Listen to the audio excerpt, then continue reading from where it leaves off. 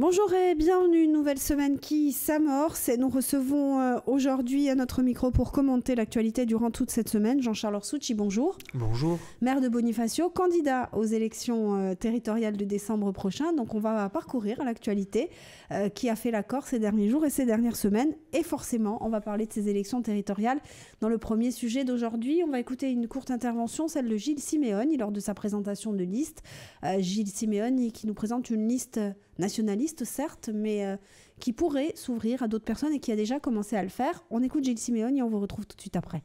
Nous avons toujours dit que Clément Gauche avait vocation à être une démarche large, à la fois enracinée de façon irréductible dans le fil historique du nationalisme corse, mais également soucieuse de s'ouvrir à l'ensemble de la société corse. Il y a effectivement Guy Armani, je me réjouis d'être à ses côtés. Et puis il y a d'autres maires, il y a notamment en 17e place le maire de Vigianil. Et c'est vrai que ces présences sont à l'image aussi de la progression politique de notre courant d'idées, puisque nous l'avons souvent dit, et c'est de plus en plus confirmé, les idées qui étaient hier défendues par les nationalistes et par les seuls nationalistes, aujourd'hui partagées par un grand nombre de Corses. Et nous avons la volonté de nous ouvrir le plus largement possible, aussi pour deux raisons. La première, je le pense fondamentalement, c'est que le peuple corse ne sont pas seulement les nationalistes, et que donc nous devons nous adresser à l'ensemble du peuple corse. Puis la deuxième raison, c'est que la situation de notre pays est tellement difficile dans beaucoup de domaines, notamment au plan économique et social, qu'il est évident que ce n'est pas une famille politique seule qui peut prétendre apporter les solutions. Donc la victoire qu'il faut construire et la solution politique qu'il faut construire ne peut pas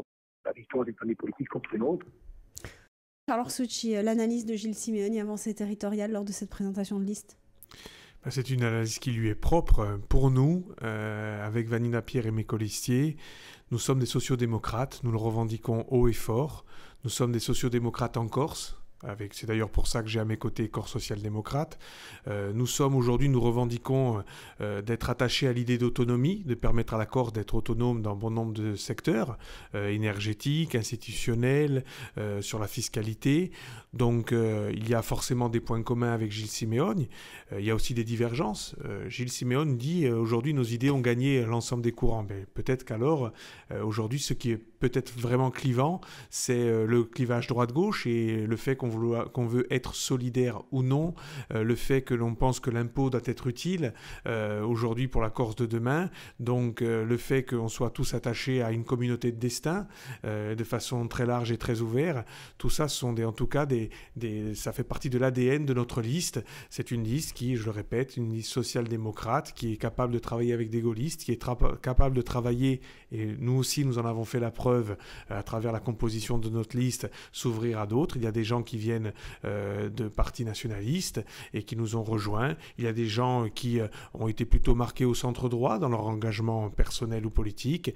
Donc c'est vrai que nous aussi, nous sommes dans une démarche très ouverte, avec un programme, je le répète, qui est conforme à notre ADN et un programme qui, en plus, souhaite ajouter la notion d'éthique, de gouvernance. Et c'est sur ces critères-là que nous aussi, nous pourrions être amenés à discuter avec d'autres demain. Mais pour l'instant, nous pensons que l'important, c'est que les Corses nous donnent l'opportunité de faire entendre fortement notre voix. Discuter avec d'autres demain, bien évidemment, les regards, avant même ce premier tour, se portent déjà sur ce second tour. Qu'est-ce qui pourrait se passer ?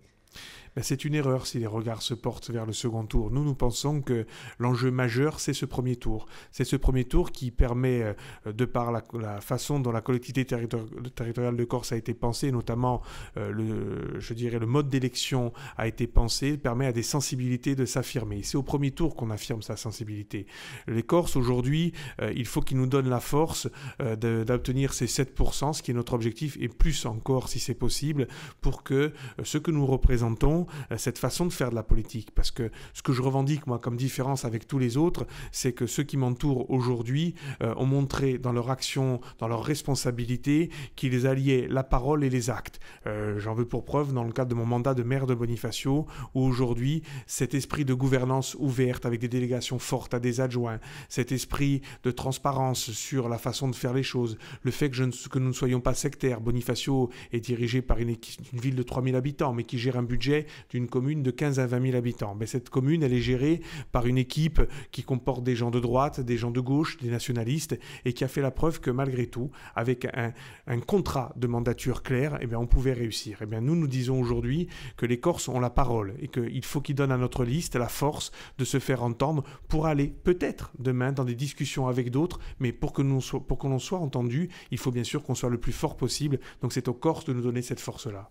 Qui vous différencie des autres listes, des autres donc, candidats, y compris les candidats de la majorité à laquelle vous appartenez toujours jusqu'à...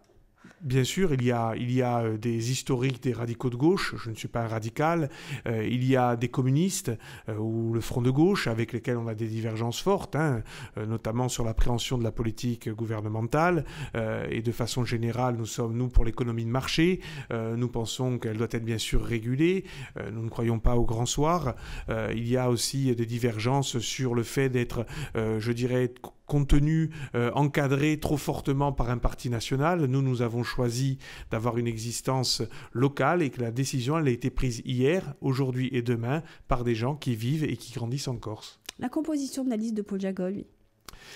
Bien, souvent, quand d'ailleurs on me pose la question des fusions, c'est qu'aujourd'hui, là, j'avoue que par contre, sur l'idéologie, je ne sais pas où on va. Sincèrement, alors autant je peux comprendre que l'on puisse s'ouvrir par certains côtés, comme on l'a fait dans le cadre de ce mandat avec des votes importants et je dirais où des majorités très larges ont vu le jour, autant quand on met Maria Giudice en deux, des anciens membres de la majorité d'Émile Zuccarelli, des gens reconnus comme étant proches des nationalistes, des gens de droite comme... quel est le point entre Fanfan Moscone et Maria Giudice? Quels sont leurs points communs? Quels sont les points communs entre Marie-Noëlle Couliol, que je connais assez bien, et je dirais l'ancien élu de Bastia, Zuccarelliste? Bon, moi après, je me pose beaucoup de questions. D'ailleurs, je m'en pose d'autant plus que le début de leur campagne consiste à dire, nous, il n'y a que la Corse qui nous intéresse. Bon, ça, ce sont des formules creuses, mais grosso modo, on peut un peu l'interpréter comme, nous, l'important, c'est de réaliser un gros score au premier tour, quelle que soit l'idéologie qui nous anime. Bon, moi je crois que la politique c'est avant tout des idées, et nous les idées, je les réaffirme, nous sommes des sociodémocrates, autonomistes, et c'est avec des gens qui peuvent penser comme nous que nous avons vocation à nous unir. C'est ce qui fait que par exemple, je ne suis jamais allé voir Jean Zuccarelli, et je lui reconnais l'appareil, d'ailleurs, il n'est jamais venu me voir pour que nous fassions un premier tour ensemble. Nous avons sur la vision de la Corse de vraies divergences de vues, et c'est ça la politique. Vous avez beaucoup employé le mot d'éthique. Oui, c'est vrai, parce que j'estime aujourd'hui que nous avons fait là aussi, les gens qui composent ma liste ont fait la preuve dans leurs mandats respectifs qu'ils avaient cette terminologie comme fil conducteur et qu'aujourd'hui, je pense qu'il est important que dans la gouvernance, il y ait aussi une collégialité, qu'il ne peut pas y avoir de gestion personnelle du pouvoir et que donc ça fait aussi partie de notre vision des choses et que nous sommes très attachés à cela. Vous pourriez, comme ça s'est passé par exemple pour divers scrutins à Porto Vecchio, aller, on parlait tout à l'heure de Gilles Simeone, il vous dit qu'il y a quand même un certain nombre de clivages. Pourtant, ça s'est fait à Porto Vecchio, avec Jean-Christophe Angelini, c'est différent. À l'époque où nous avons apporté notre soutien à Jean-Christophe Angelini, nous avons pensé qu'il était très proche des idées que nous défendions. J'y reviens. Moi, ce qui fait aujourd'hui mon engagement politique, c'est une conviction dans des idées. Et pour l'instant, je les partage avec ceux qui composent ma liste. Et c'est là-dessus qu'on discutera avec les uns et les autres. C'est là-dessus qu'on va chercher à convaincre les Corses. Il y a, c'est vrai, avec, je dirais, des gens qui ont une vision à l'opposé, une impossibilité à travailler. Je pense que j'ai peu de points communs politiquement avec Camille de Rocasser, même si on peut se retrouver certaines fois quand les idées sont bonnes et les défendre ensemble. Je ne suis pas sectaire, je ne crois pas non plus au grand soir. Je l'étais un peu plus à 18 ans, je crois qu'à 43 ans, on change un petit peu. Votre seconde liste, Vanina Pierre, et le soutien de Simon Renucci sur cette liste. Bien écoutez, moi j'ai été très heureux qu'avec Vanina nous puissions constituer ce ticket et que ça puisse se faire, je dirais, avec une validation de corps social-démocrate. Simon Renucci a décidé de prendre du recul par rapport à la politique et je crois qu'il avait fait la preuve d'une réussite sur Ajaccio. Il nous a apporté son soutien par l'intermédiaire de Nathalie Risterucci et nous en sommes très heureux parce que je crois qu'il a identifié la liste qui correspondait le plus à ce qu'il défend depuis longtemps. Je crois que les idées que nous véhiculons pendant cette campagne électorale sont dans le droit fil de ce que porte Corps social-démocrate depuis longtemps. Vous êtes plus proche aujourd'hui de Vanina Pierre que vous ne l'avez été d'Emmanuel De Gentili? Alors, si vous connaissez bien la politique insulaire, vous devez savoir qu'en 2010, normalement, tout m'amenait à aller avec Simon Renucci, que celui dont je suis un des plus proches, et je peux même vous trouver un article que j'ai rédigé en 1999 dans Corse Matin, où je dis qu'il y a deux leaders qui peuvent, je dirais, porter la gauche, c'est Paul Jacob et Simon Renucci. Aujourd'hui, avec Paul Jacob, j'ai pris mes distances par rapport à des éléments que je vous ai livrés. Et avec Simon Renucci, il y a toujours eu des points communs. 2010, la campagne nous a amenés à prendre ensuite des points de divergence. Je me suis rapproché à l'époque d'Emmanuel De Gentili. On a vécu ensemble un moment jusqu'à cet épisode récent. Mais je crois que je n'ai jamais été très éloigné de Vanina Pierre. Sincèrement, ce n'est pas l'opportunité du moment. Et il n'y a pas de différence d'ailleurs fondamentale entre ce que nous représentons, nous, rocardiens comme l'est aujourd'hui, comme l'a été Jean-Louis Luciano, moi-même, et Vanina Pierre. Je crois que là-dessus, nous sommes à l'aise. Il y a une idéologie qui nous rassemble. Merci beaucoup Jean-Charles Orsucci. On va se retrouver demain pour parler d'un nouveau thème d'actualité. À demain. Bonjour et bienvenue. Nous retrouvons Jean-Charles Orsucci, notre invité pour parcourir l'actualité en Corse. Bonjour. Bonjour.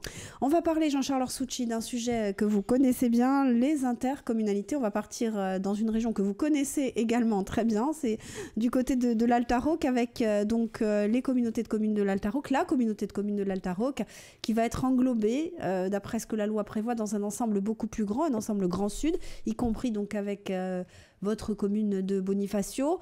Un collectif est en train de se constituer puisque les élus de cette communauté de communes ne sont pas forcément d'accord avec ce découpage.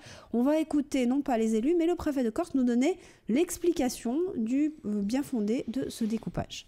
L'Alta Rocque, bien sûr, est une situation particulière parce qu'il s'agit d'une communauté de communes relativement ancienne qui est centrée autour d'un territoire qui affirme son identité, qui affirme en quelque sorte cette volonté de partager dans un creuset unique des politiques publiques. Mais en même temps, quand on regarde la réalité des choses, une partie importante de la population de ce territoire, elle ne vit pas dans la montagne, elle vit sur le littoral. Et pour ses besoins de proximité, où va-t-elle? Elle va vers l'agglomération qui est au centre du bassin de vie, c'est-à-dire l'agglomération Porto Vecchiese. Donc l'enjeu, parce que cette intercommunalité de l'Alta Rocque, elle dépasse à peine les 5000 habitants, c'est aussi de prendre en compte ce qui est la réalité de la vie quotidienne de ses habitants. Et cette réalité de la vie quotidienne, incontestablement, elle se fait sur le littoral, même si les solidarités entre la mer et la montagne ont toutes leurs valeurs et tout leur sens.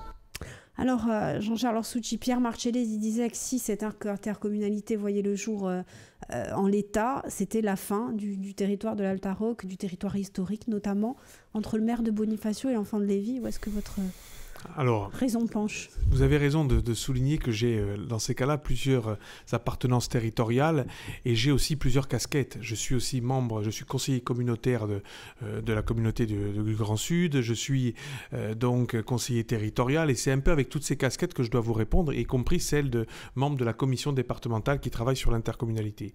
Si vous me permettez 2-3 points. Le premier, c'est que c'est le préfet de région qui s'exprime et j'estime aujourd'hui, en tant qu'autonomiste, que c'est une question qui doit relever de la compétence de l'Assemblée de Corse. C'est à nous. Aujourd'hui, il n'y a pas de raison, malgré tout le respect que j'ai pour monsieur le préfet et qui est parfaitement dans ce rôle et qui le fait comme il doit le faire sûrement. Aujourd'hui, je pense que cette question doit dépendre de l'Assemblée de Corse et du Conseil exécutif. C'est dans la matrice de l'Assemblée que nous devons prendre les décisions du découpage, des compétences et de tout ce qu'il y a à faire. Ensuite, je répondrai quand même à monsieur le préfet que moi, je regarde la législation. La législation française aujourd'hui, qui a été votée non pas à l'Assemblée de Corse, mais je vous le rappelle, au Parlement à Paris, eh bien, elle prévoit des dérogations. Et s'il y a bien un territoire qui correspond à ces dérogations, c'est bien le territoire de l'Alta Rocque. Ces fameuses dérogations des 5000, aujourd'hui, l'Alta Rocque correspond parfaitement à cela. On peut même ajouter à cela le fait que, regardez, nous-mêmes, nous avons déjà pris une délibération dans notre intercommunalité en disant qu'on voulait rester nous-mêmes et rester en l'état. Donc on est même d'accord là-dessus. Ils veulent rester de leur côté, nous voulons rester d'une autre. Donc aujourd'hui, pourquoi contrarier les populations dans la mesure où, c'est vrai, ils ont un vécu, ils ont une expérience que personne ne peut leur contester, ce qui n'est pas le cas d'ailleurs pour notre intercommunalité. Nous sommes très en retard par rapport à eux. Donc aujourd'hui, je crois qu'il ne faut pas y aller, je dirais, avec force. Il faut aller avec intelligence sur cette question.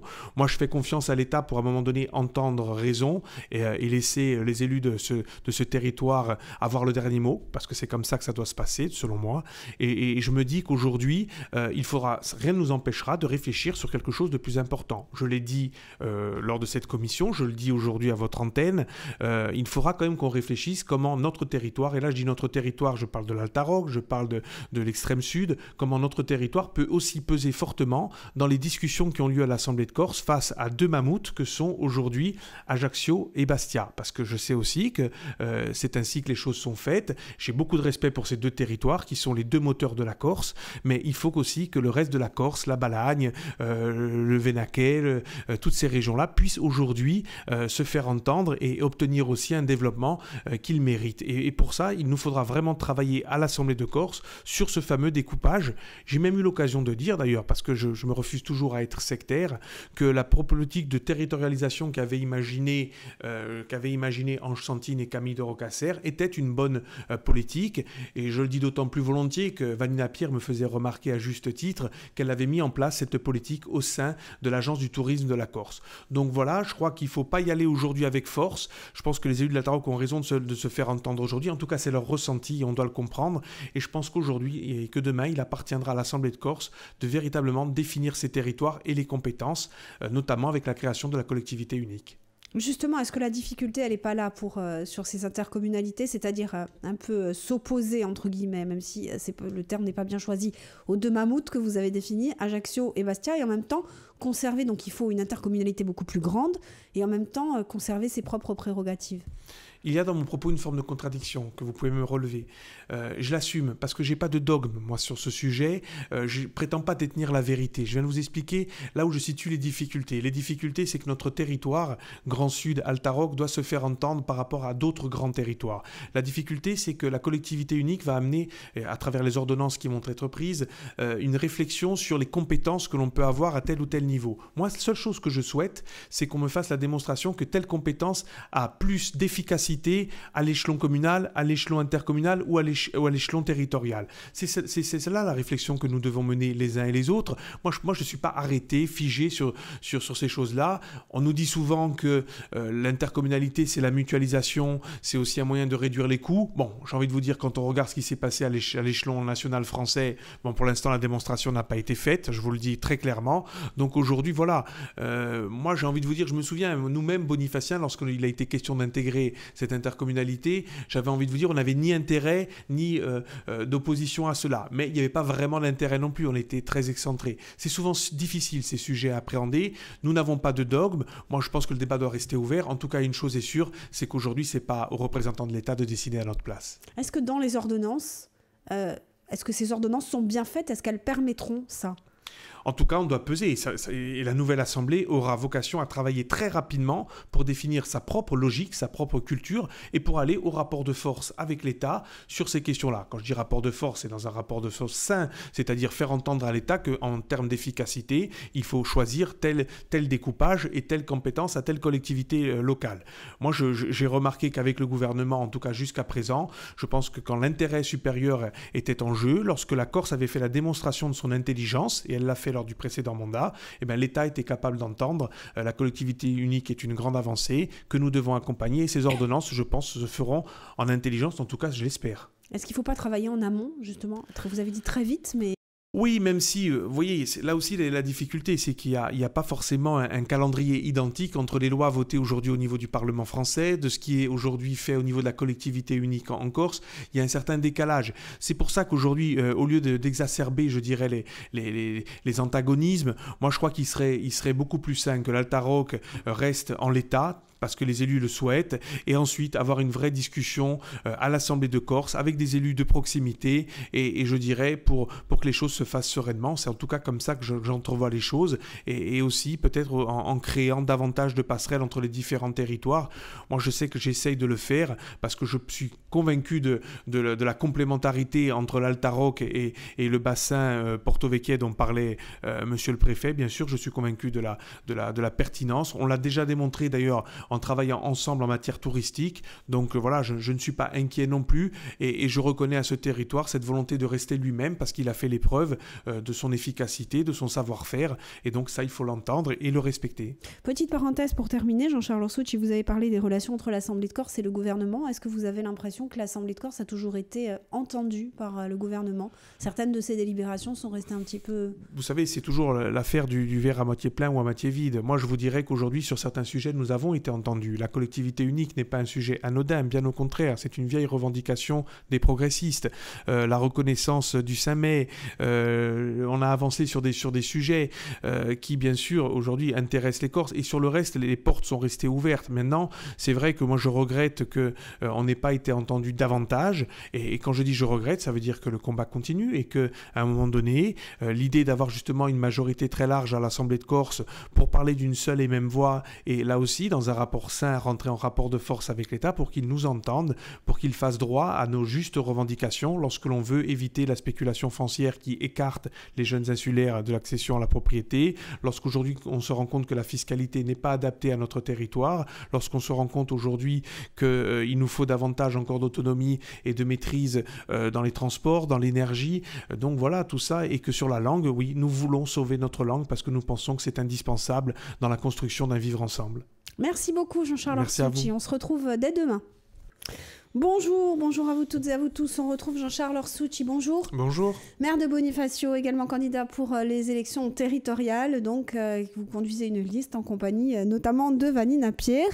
On va parler de ce qui se passe du côté des offices et agences de la collectivité territoriale de Corse. Récemment, une conférence de presse du STC, par la voix de Jean Brignolet, dénonçait un certain fonctionnement, va-t-on dire, le STC qui serait stigmatisé de par son action syndicale au sein de ces offices et agences. On écoute Jean Brignolet, on vous retrouve tout de suite après.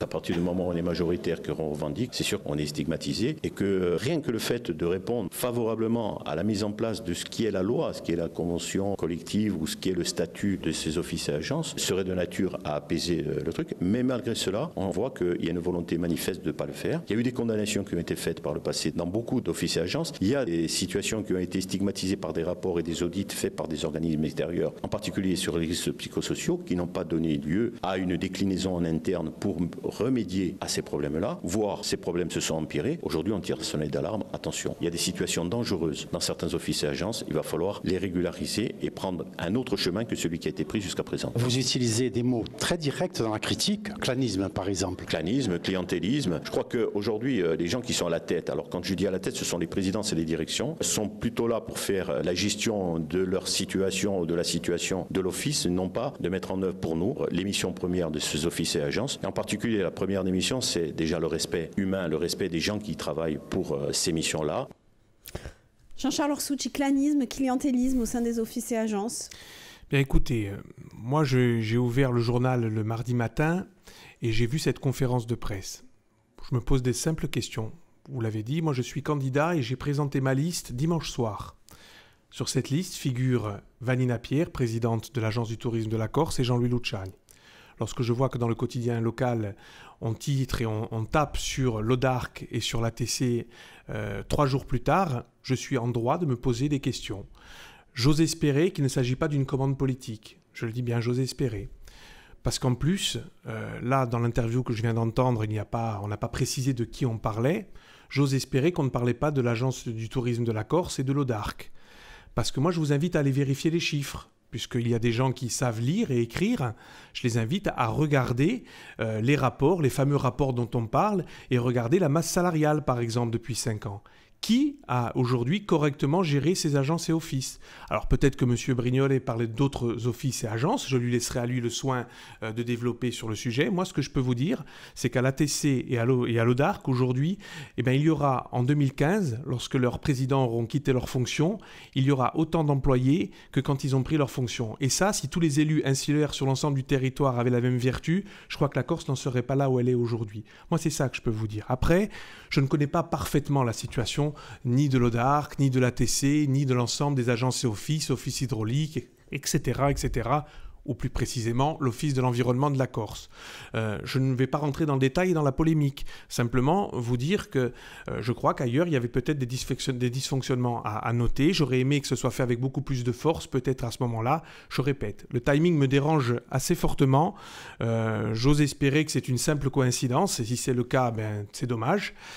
Mais aujourd'hui, moi je dis simplement que je regarde ce qui s'est passé en 5 ans. Je n'ai pas entendu de choses extravagantes au sein de l'ODARC, je n'ai pas entendu de choses extravagantes au sein de l'Agence du tourisme de la Corse. Oui, il y a eu des tensions très fortes, elles existent encore au sein de l'Office de l'environnement de la Corse. Elles devront être réglées, c'est une évidence. Oui, il y a peut-être eu aussi des ratés. Vous savez, moi je ne prétends pas, avec ceux qui m'accompagnent dans cette élection territoriale, faire les choses toujours bien, toujours parfaitement. Peut-être que Jean-Louis Lucian, peut-être que Vanina Pierre ont pu aussi avoir des ratés. Ça fait partie de la nature de l'homme, mais que celui qui n'en a jamais fait jette la première pierre.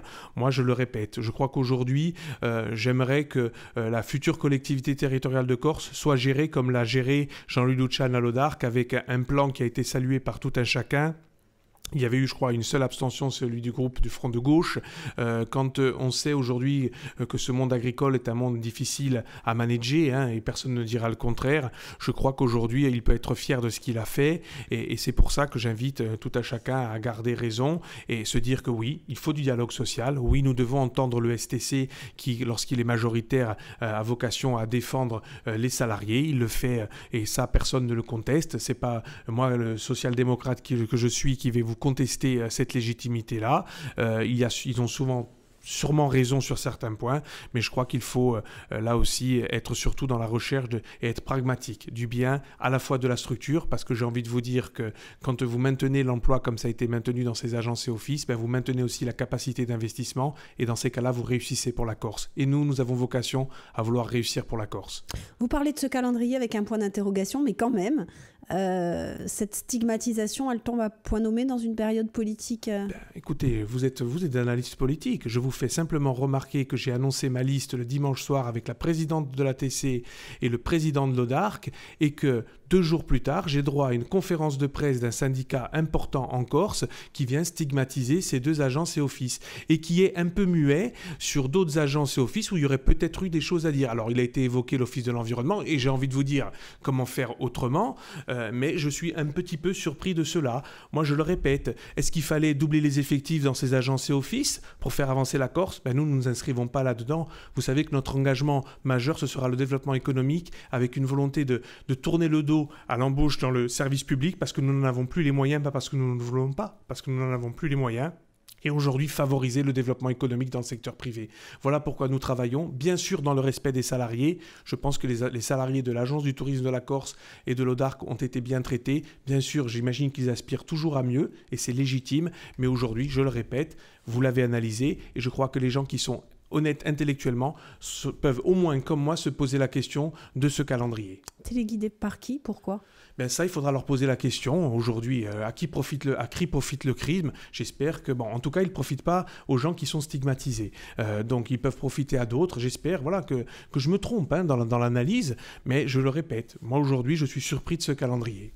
Sur les offices et agences, de manière plus générale, on a souvent entendu parler d'une possible réforme de ces offices et agences, et notamment dans le cadre de la collectivité unique. Comment vous voyez les choses ? Écoutez, ce sont des gens qui travaillent au service de la Corse, mais leur statut est aujourd'hui un statut qui n'est pas comparable à celui des collectivités. D'ailleurs, dans le cadre de la future collectivité unique, ça va poser un problème. Je pense qu'on ne pourra pas aligner le statut des agents de la collectivité unique sur le statut des agences et offices. Donc c'est vrai que ça va être un sujet délicat. C'est vrai que ce sont des outils indispensables. Maintenant, c'est vrai qu'il faut peut-être réfléchir à une réforme pour augmenter l'efficacité de ces agences et offices. Je crois que ça mérite, c'est vrai qu'on lance, ça doit faire partie des grands dossiers que nous devons mettre sur la table, bien sûr en essayant de ne pas créer de tensions trop fortes avec les gens qui y travaillent, mais en cherchant le maximum d'efficacité au profit de la Corse et des Corses, sachant que vraisemblablement tout le monde s'accorde à dire que par exemple une fusion entre l'ADEC et l'ATC, c'est une idée qui peut voir le jour pour rendre plus efficace, sachant que le secteur du tourisme est un secteur fondamental pour l'économie de la Corse, Corse. Voilà, ça fait partie des réflexions que nous devons avoir. Nous n'avons pas encore tranché cela, mais entre le LODARC et l'Office hydraulique, là aussi, on sait qu'il peut y avoir une réflexion commune pour une mutualisation, pour gagner en efficacité, pour peut-être avoir des transferts d'ingénierie qui permettent de faire des économies plutôt que de faire appel à je dirais, des entreprises privées. En tout cas, on est dans cette réflexion-là. Merci beaucoup Jean-Charles Orsucci. On va se retrouver dès demain. Bonjour et bienvenue, bonjour à vous toutes et à vous tous, bonjour à notre invité Jean-Charles Orsucci. Bonjour. Bonjour, candidat aux élections territoriales, maire de Bonifacio également, faisant partie d'une intercommunalité aussi, on l'a dit tout au long de cette semaine. On va écouter une interview, celle de Maître Doumé Ferrari, le bâtonnier d'Ajaccio. C'était une actualité donc au lendemain de la tentative d'assassinat sur Maître Mariage, Jean-Charles Orsucci. On écoute Doumé Ferrari notamment sur la possible protection des avocats ou pas, le sentiment du bâtonnier d'Ajaccio, du bâtonnier Ferrari. On se trouve dans une situation vraiment catastrophique et inquiétante avec cette tentative d'assassinat sur Maître Mariage, sachant quand même que le bâtonnier Solacaro a été assassiné. Il est évident que mon devoir d'être bâtonnier est de mettre en garde les autorités compétentes pour que la sécurité physique, je dis bien physique, d'avocats qui pourraient être menacés soit assurée. Ça, c'est un devoir que je remplirai jusqu'au bout. Alors, il y a eu 2 faits graves, voire très graves, avec la mort d'Antoine Solacaro. Est-ce que pour autant on peut parler de banalisation ? Écoutez, je crois qu'à un moment donné, il faut que tout le monde dans son coin s'interroge et de se dire on ne peut pas accepter une certaine configuration par rapport à la violence en Corse. Alors ça, c'est aux Corses en général qu'il appartient de le faire et de se poser les bonnes questions aux Corses, à la société corse, à la société civile, à tous les acteurs de cette société, tous les gens qui y participent. À un moment donné, il va falloir qu'on prenne des responsabilités dans ce pays. Jean-Charles Orsucci, c'est aux Corses de s'emparer de cette question de la violence. Forcément, quand on dit les Corses, nous sommes aujourd'hui au sein de la République française aussi, avec une police et une justice qui est administrée par l'État. Et je pense sur le sujet, d'ailleurs ça me différencie notamment de Jean-Guy Talamone qui s'est exprimé à l'Assemblée de Corse sur le sujet. Moi je pense qu'il faut rester adossé à la nation parce que sur ces 2 sujets en particulier, je pense qu'il est plus intéressant de s'appuyer sur la justice française dans sa globalité et sur la police.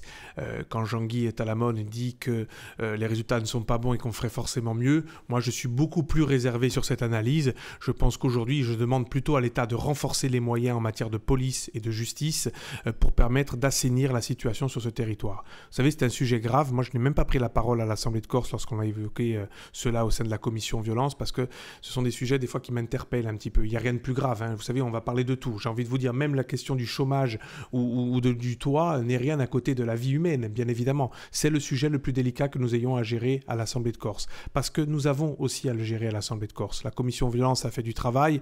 Bon, elle analyse la situation, elle va faire préconiser un certain nombre de choses, mais bon, elle ne changera pas fondamentalement les choses. Ce qui va changer fondamentalement les choses, c'est s'attaquer à ce qui engendre cette violence. C'est une population qui n'a pas d'emploi, c'est une population qui n'est pas formée, c'est un taux de chômage qui est trop important, c'est peut-être des secteurs d'activité qu'il faut davantage contrôler et encadrer pour éviter tout cela. C'est peut-être aussi un travail, comme l'a bien exprimé d'ailleurs Paul-Félix Benedetti la dernière fois, qui est un proche de Maître Mariage et à qui je souhaite bien sûr un prompt rétablissement. Mais aujourd'hui, c'est vrai que sur ces questions-là, on se demande s'il ne doit pas aussi avoir une prise de conscience du milieu associatif, du milieu culturel, du milieu de l'ensemble du clergé, de tous ceux qui peuvent apporter bien sûr leur contribution à une pacification parce que peut-être que, comme l'a dit Paul Félix la dernière fois, peut-être qu'on n'est pas seulement face à des enjeux économiques, mais qu'on est aujourd'hui dans une spirale de la vendetta. Et ça, il faut qu'on y mette fin. Moi, je vais rester en tant que politique optimiste et vous dire que la Corse de demain doit être meilleure que celle d'aujourd'hui.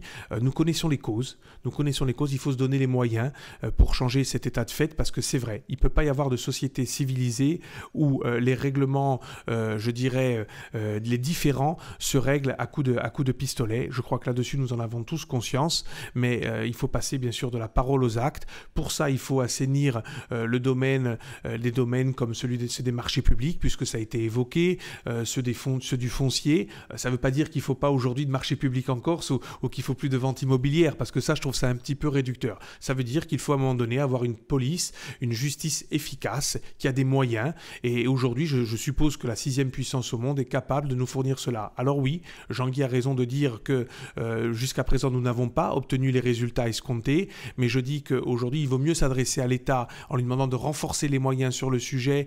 Et quand je dis les moyens, c'est pas la GIRS qui, à mon avis, est la bonne solution. Je suis contre les justices d'exception, contre les polices d'exception. Je pense qu'il faut donner... Parce que quand il y a police ou justice d'exception, il y a souvent une demande de résultat. Et j'ai l'impression quand même, sur ce que j'ai vu en Corse depuis un certain temps, que cela engendre peut-être des erreurs ou des appréciations qui ne sont pas justifiées. Aujourd'hui, il faut donner à la justice ordinaire, il faut lui donner des moyens forts pour appréhender ces questions-là, ce qui permettra d'assainir la Corse. Mais nous le savons aussi, ça ne se fera pas du jour au lendemain.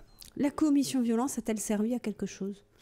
Je crois qu'il y a toujours une utilité à discuter. Moi, j'ai participé à la réunion au lycée de Porto-Vecchio. On apprend des choses, parce que c'est vrai que des fois, les élus sont un peu déconnectés de certaines populations. Moi, même si j'ai une fille de l'âge de 16 ans, je ne discute pas tout le temps avec ses camarades. Donc, on apprend des choses. Au lycée de Porto-Vecchio, j'ai appris des choses. Je préside le centre de la jeunesse, le centre du sport et de jeunesse de Corse. C'est là que le rendu a été fait et on a appris pas mal de choses. Il est évident que je pense que ça a été utile. Maintenant, on l'a dit, d'ailleurs ça a été acté lors de la dernière session, il faut que ce travail se poursuive et je crois qu'il faut aussi savoir en tirer les enseignements, savoir où est-ce qu'aujourd'hui, et d'ailleurs ça rejoint aussi le débat de l'élection territoriale, où est-ce que la priorité doit être mise. Aujourd'hui, quand on sait que la Corse est le plus mauvais élève en termes de formation, c'est-à-dire des jeunes sortis du système éducatif sont les moins bien formés, forcément ça a des conséquences ensuite. Lorsqu'aujourd'hui le marché du travail n'est pas en bonne santé, forcément, les jeunes vont avoir tendance à utiliser des voies qui ne sont pas les bonnes. Donc, il est de notre devoir de politique de lutter face à la précarité sociale, de lutter face aux dérives du grand banditisme. Et ça, c'est vrai que c'est un travail de longue haleine. S'intéresser à ce terreau qui crée la violence ? Je pense que, alors on peut toujours aussi, je crois que le professeur Gradiani a écrit un ouvrage sur le sujet et qu'il a bien sûr dénoncé des dérives qui étaient nettement plus importantes que ce que nous vivons aujourd'hui. On ne doit jamais se satisfaire, on sera satisfait lorsqu'il y aura zéro criminalité. Bon, c'est un vœu pieux, nous le savons, mais en tout cas les choses peuvent être améliorées. Nous avons cette culture latine de Méditerranée qui nous amène quand même à certaines dérives, et bien il faut en sortir parce que la culture du pistolet ne peut pas être la bonne. Dans ma culture corse, j'ai d'autres préférences que celle-ci. Celle-ci, aujourd'hui, il faut l'éradiquer. Elle n'a plus lieu d'être en 2015 en Corse. Merci beaucoup, Jean-Charles Orsucci. On va se retrouver demain pour notre dernière émission de la semaine. Bonjour et bienvenue. Bonjour Jean-Charles Orsucci. Bonjour. Dernier rendez-vous de la semaine en votre compagnie. On va parler ce matin économie et notamment économie du tourisme en compagnie donc de Madame Bonnefou pour l'INSEE, le tourisme qui est le principal vecteur du PIB en Corse. Donc on écoute cette interview et on vous retrouve après.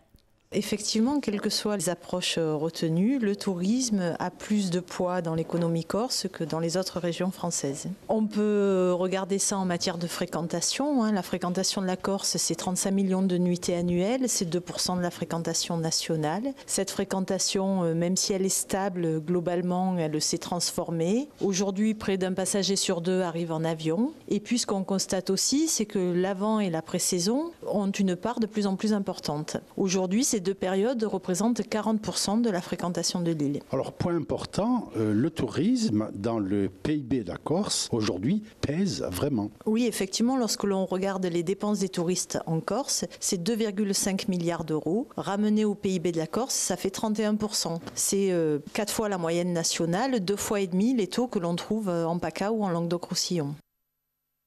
Jean-Charles Orsucci, le tourisme comme principal vecteur de l'économie. Je suis assez bien placé pour vous en parler. Je crois que ce qui va faire la force dans cette campagne électorale, c'est aussi cette capacité à vous dire que Bonifacio était un laboratoire et que j'ambitionne d'étendre ce laboratoire à l'ensemble de la Corse. C'est pas à moi que vous allez expliquer qu'aujourd'hui, grâce aux touristes, nous avons multiplié par 4 les bénéfices pour les parkings de Bonifacio. Nous avons multiplié par 4 les bénéfices du port de Plaisance. Et quand je vous dis multiplier par 4, je ne vous parle pas d'un petit chiffre. Aujourd'hui, je vous parle d'1 million d'euros supplémentaires pour le port, 1 million d'euros supplémentaires supplémentaires sur les parkings, ce qui permet à la commune de Bonifacio de ne pas être gérée comme une commune de 3 000 habitants, mais d'être plutôt sur des budgets d'une commune de 15 à 20 000 habitants. Donc effectivement, je peux vous dire que le tourisme aujourd'hui est une vraie valeur ajoutée pour la Corse. D'ailleurs, à une époque, et pas si ancienne que ça, on parlait d'un mal nécessaire, catastrophe en termes de terminologie. D'ailleurs, moi, en termes de terminologie, si vous m'autorisez, j'aimerais pas dire le tourisme, mais les tourismes. J'accorde beaucoup d'importance à cela. J'ai la chance d'avoir, dans le ticket qui conduit cette liste pour les territoriales du 6 décembre, d'avoir à mes côtés la présidence de l'Agence du tourisme de la Corse. Alors, pour vous dire que je pense qu'en matière de développement économique, nous savons de quoi nous parlons. Je vous le dis d'autant plus volontiers que ces tourismes, je parle du tourisme sportif, du tourisme culinaire, du tourisme patrimonial, et bien ce tourisme-là, nous le maîtrisons. Comme ça a été dit dans votre reportage, nous savons que la clé de voûte, c'est le secteur aérien, et c'est pour ça aussi que là-dessus, nous avons des propositions innovantes qui nous permettront de gagner en efficacité.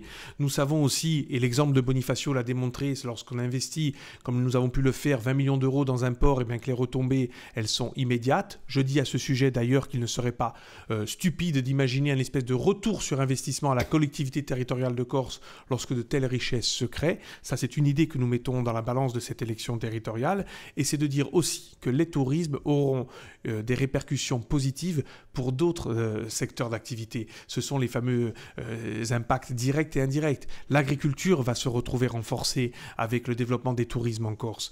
L'artisanat va se retrouver développé avec le développement des tourismes en Corse. Et ces tourismes, ils ont toute leur place. Et l'avantage du tourisme, c'est qu'aujourd'hui, la fameuse complémentarité mer-montagne, elle trouve là tout son sens. C'est qu'aujourd'hui, je suis convaincu que l'on peut amener des populations à l'intérieur des terres. On peut faire de l'Altaroc une base en matière de VTT qui rejoint l'extrême sud sans souci. Et pareil dans le cadre de la Castaniche. Aujourd'hui, miser sur le vélo et sur le tourisme sportif est véritablement quelque chose que nous pouvons faire. Et nous revendiquons avec Vanina et nos colistiers notre savoir-faire en la matière. Notre liste est composée, vous l'avez peut-être remarqué, de gens qui ont fait la démonstration de ce savoir-faire, et c'est pour ça que ce que j'entends aujourd'hui me réjouit et me fait dire que, alors évidemment certains vont dire qu'en termes de chômage, on n'a pas réussi malgré tout à diminuer cette difficulté-là. Mais je crois que tout simplement, il faut renforcer l'étalement de la saison, et je crois qu'on est en passe de le faire. Il faut renforcer les différentes offres touristiques. C'est pour ça que, en tant que sociodémocrate, nous n'avons pas honte à dire que nous souhaitons développer la Corse comme destination golfique. Je précise immédiatement que les golfs dont nous parlons sont des golfs publics auxquels nous avons pensé, des golfs financés par les collectivités publiques, des golfs qui peuvent se servir des stations d'épuration, de l'eau des stations d'épuration pour être alimentés. Par contre, nous savons que ce produit-là spécifique permet un étalement de la saison. Et bien sûr, quand je vous ai dit public, c'était pour éviter les attaques que nous pourrions avoir sur la spéculation foncière ou sur les risques en matière d'eau. Je crois avoir là répondu en totalité aux interrogations qui pourraient être celles de nos auditeurs. Justement, sur le projet économique que vous allez présenter, c'est ça, c'est le volet tourisme. Vous avez parlé donc création d'emplois privés aussi. Ben, vous avez bien remarqué que justement, alors peut-être sur mes fameux golfs publics, c'est peut-être les seuls emplois que je créerai. Mais je crois que là, ça pourra au moins alimenter le débat. Bien évidemment, nous faisons, du développement du secteur économique et privé la base même de notre action économique. Nous faisons des tourismes l'essence même du combat que nous entendons mener, parce que nous pensons que c'est une industrie propre, c'est une industrie qui peut être maîtrisée au niveau local par les locaux, même si nous devons là aussi imaginer des investissements importants.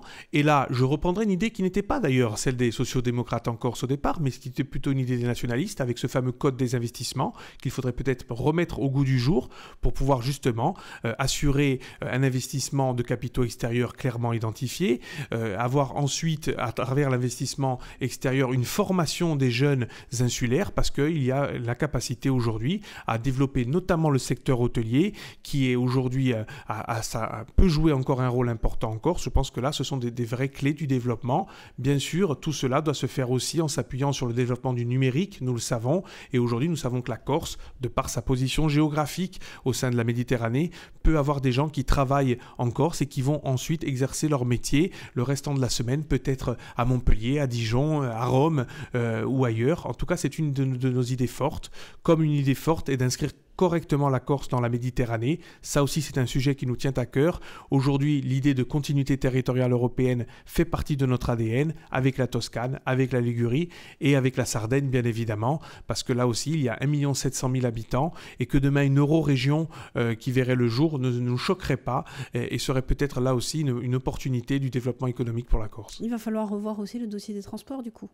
Bien évidemment, mais le dossier des transports, nous pensons qu'aujourd'hui, il faut que Air Corsica assume parfaitement sa mission de service public et notamment permette aux insulaires de pouvoir aller sur le continent pour se soigner, pour s'éduquer, pour aussi pouvoir avoir un pouvoir d'achat intéressant. Ça, nous pensons tout simplement que des aéroports de Corse en direction de Marseille, eh bien, nous pouvons faire cet effort-là. Après, maintenant, il faut peut-être réfléchir sur ce que pourrait être une DSP en direction de Paris. Nous ne sommes pas convaincus que cela soit pertinent. Et vous parliez d'ouverture sur la Méditerranée. Eh bien, là, nous pensons aussi que le secteur privé, nous avons imaginé la possibilité d'aider des compagnies aériennes à développer de nouvelles lignes en direction des grandes capitales européennes, avec un financement qui serait un financement sur 3 ans, un financement qui proviendrait de l'augmentation de la taxe de transport qui viendrait du fait que nous ayons plus de touristes. Donc à partir de là, nous sommes dans un cercle vertueux.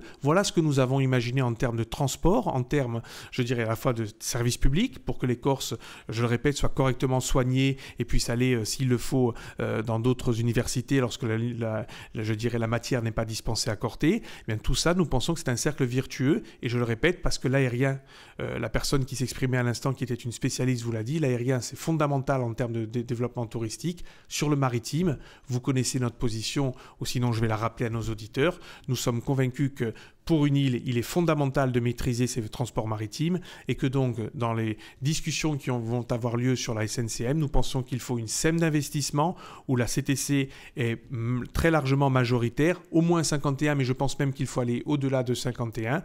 Et par contre, impliquer, comme il le revendique à juste titre, les socioprofessionnels insulaires, qui aujourd'hui d'ailleurs c'est un signe positif que les socioprofessionnels aient décidé de prendre à bras-le-corps ce dossier. Bien, il faut que ces socioprofessionnels marchent main dans la main avec le politique pour que nous donnions aux Corses, je dirais, l'outil le plus performant. Et là-dessus encore, pour nous, il n'y a pas on ne veut pas être sectaire, on ne veut pas être dogmatique. Ce que nous voulons, c'est l'efficacité. Donc l'efficacité, c'est une délégation de service public qui prend la suite d'une SEM d'investissement qui possède les bateaux. Et enfin, pour conclure, Jean-Charles Orsucci, le fait que le tourisme demeure le pilier de l'économie insulaire, ça ne veut pas dire qu'on a échoué ailleurs ? Non, moi je dis qu'aujourd'hui on a peut-être échoué parce qu'à une époque on aurait peut-être rêvé d'avoir une industrialisation de la Corse. Certains se félicitent, et j'en suis le premier à me féliciter, de Corse Composite, bien sûr, qui est une vraie réussite, sauf qu'elle a été imposée par l'État, que nous n'avons pas eu d'autres exemples parce que l'insularité à l'époque c'était difficile. Aujourd'hui, la question est qu'est-ce qui peut se développer sur ce territoire sans porter atteinte à ce territoire ? Nous avons la chance que ce retard historique soit aujourd'hui, je dirais, une force. Eh bien, misons là-dessus. Maîtriser aujourd'hui, et je répète, les tourismes sur ce territoire, c'est une bonne chose. Bien sûr que demain, nous allons ouvrir grand les portes et fenêtres à toute volonté extérieure d'installer sur ce territoire d'autres secteurs. Nous pouvons par exemple imaginer que dans le domaine de l'énergie, il puisse y avoir des productions importantes et que cette production puisse même un jour être exportée vers l'extérieur. Bien sûr qu'il ne faut rien s'interdire. Il ne faut pas s'interdire aujourd'hui que, comme nous l'avons fait dans le secteur du vin, où aujourd'hui la Corse est un exemple, eh bien, il faut peut-être multiplier dans le domaine agricole ce type d'exemple pour faire en sorte qu'à un moment donné, nous soyons non pas montrés comme le mauvais élève, parce que souvent on est en train de s'auto-flageller, mais montrer que la Corse, elle a un savoir-faire, elle a un savoir-faire dans les eaux, elle a un savoir-faire dans la bière, dans le whisky, elle a un savoir-faire dans des tas de domaines. Et bien sûr que demain, nous encouragerons la création d'emplois dans ces différents secteurs d'activité, parce que nous savons qu'il y a un savoir-faire en Corse et que nous n'avons pas à rougir de notre intelligence collective.